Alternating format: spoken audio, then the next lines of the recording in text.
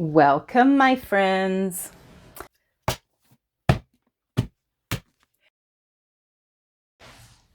Hi, I'm Marcy, and this is Solid Gold Scripture Journals. This is a place where I give ways to study our scriptures so we can have peace in Christ and gain scripture confidence. If that is something that interests you, make sure you subscribe to my channel. Every Sunday morning, I will get you started on your Come Follow Me lesson for the following week. And here we go. This is for October 25 to 31. Doctrine and Covenants 124, A House Unto My Name. When I study my Come Follow Me lessons, the first thing I do is say a prayer. And I am praying for whatever I need. Maybe I look and see this is about Nauvoo, and I have questions about what happened in Nauvoo, so I'll pray for doctrinal answers or historical answers to my questions. Or maybe I need answers to something in my life, like I'm looking for direction. Or maybe I'm looking for comfort for a situation in my life. Whatever it is, before I start, I pray for that. And it's really interesting how studying the lesson will start to give answers to those questions. The next thing I do is read on the first page. So this is October 25 to 31, as I said. And then I read this section here. Oh, stop. Hold everything. Then the next thing I like to do is get out my pom-pom pens because it's such a delight. And I like to go through and figure out what pen to use this week. So last week I used the green, and it's October, so I kind of want to stick in this orange area, but I'm just not sure what oranges I've already used. So hold everything. I did this shade of orange, and I think that's it. So I just don't want to reuse the same shade of orange. So I think, I'm not sure if it was this bright orange color. No, that's a new one. Okay, so we're going to use this orange pom-pom pen today. So exciting. I just like to use colors that makes studying a little more fun for me. All right, then I read this section here so that I know the history, the background of what's going on in Doctrine and Covenants 124.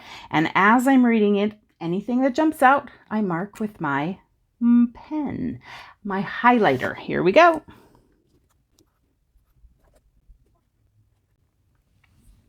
Here's what I found. So the saints have had so much trouble, so they moved to Nauvoo, which was a swampy, mosquito-infested land. But at least it was their land, and they were just so happy to be there. They fixed it up. They drained the swamps, and Nauvoo means beautiful. But eventually they had to abandon even this city.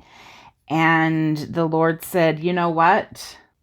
The Lord's work is to crown you with immortality and eternal life. So the beautiful things that we have in this life, they're nice, but that's not what's really important. I'm going to come across the page here. There's a few different sections this week that we can study. For day one of my study for the week, I'm just going to do this first section here, which is Doctrine and Covenants 124, 12 to 21. I can be a disciple whom the Lord trusts. And I remember the first time I kind of glanced at this, I was like, oh, that's interesting. I always think that it's about me and how I can trust in the Lord, and it's all about me. But actually, the Lord needs disciples whom he can trust. And that's what we're going to learn about today. So the next thing I just want to do is set up my scripture journal. So here's, I think, this is what I did last week. I ran out of my black pen, so I'm going a little crazy. And I'm going to use a blue pen this week, just to kind of keep things interesting in my scripture journal. And I like to set up my journal every week, first of all, so that I can find the lesson again. So I'll just put Come Follow Me. That's what I've done all throughout the journal. So if I'm looking back, it's easy to find.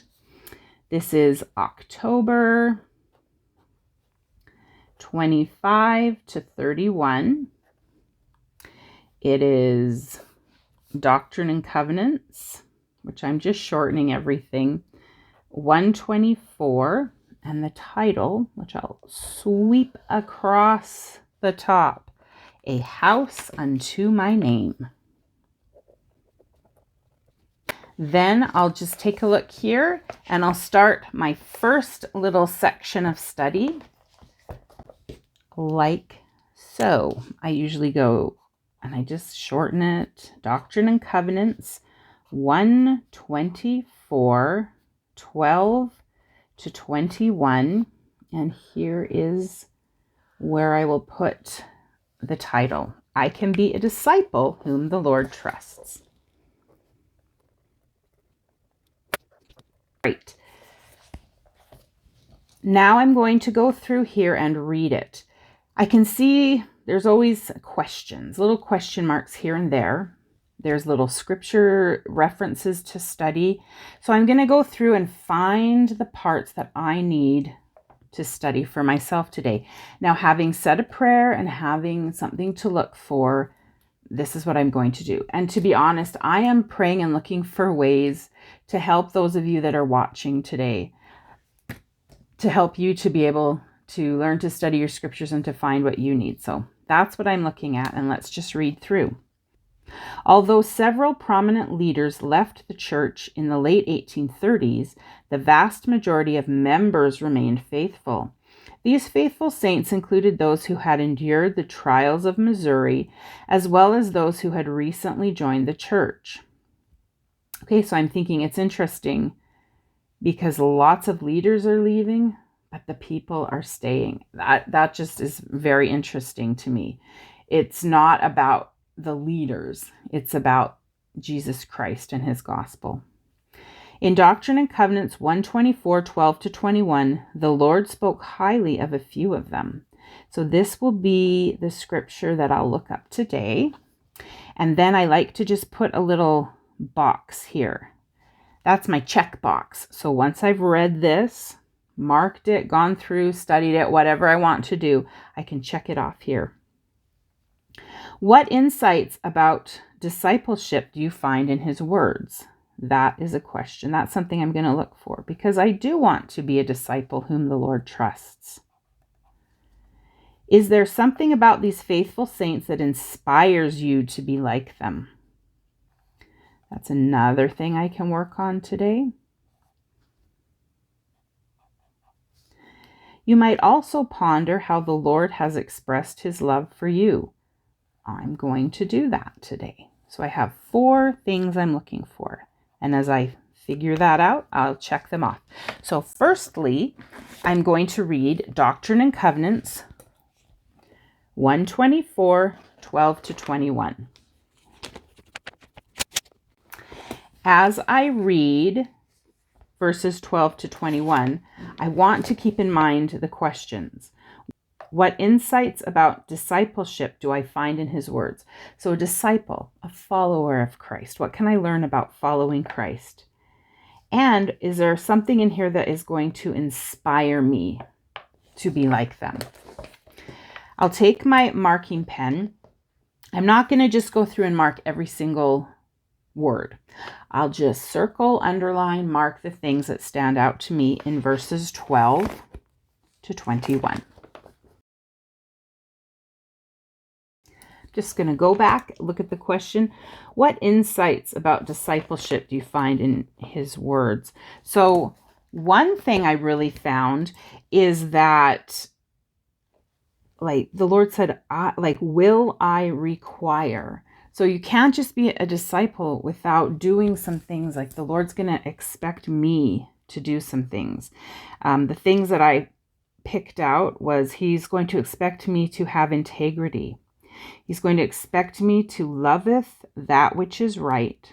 And he's going to expect me to be without guile, which means to be sincere. That's what jumped out at me. It's very interesting. I know when you study this, you will find other things that are of interest to you, and that is how it's supposed to be. This is what I found, and so I'm just going to record those things in my scripture journal.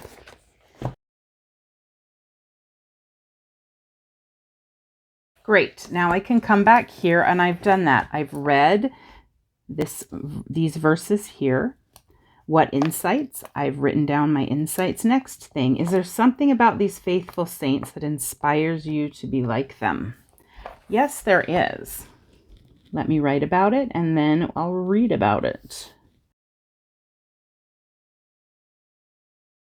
This is what inspires me, that these early church leaders had to go through a lot of persecution, and still they were faithful because they loved God, and it feels like they were in it for the eternal blessings. They weren't just worried about today, they were thinking all of the future too. And so I can do better. My hard times include living through a pandemic where I have to stay home more than I would like. So I think I can do better. I can be more of a disciple. I remember as I taught seminary, I had a picture of Bishop Edward Partridge. He was the first bishop of the church, and he was wearing fancy clothes, and his face was very mild. He didn't look hardened and weathered. He just looked like a refined person. And then we read about how he had been tarred and feathered, and I thought, wow, that would just be so horrific.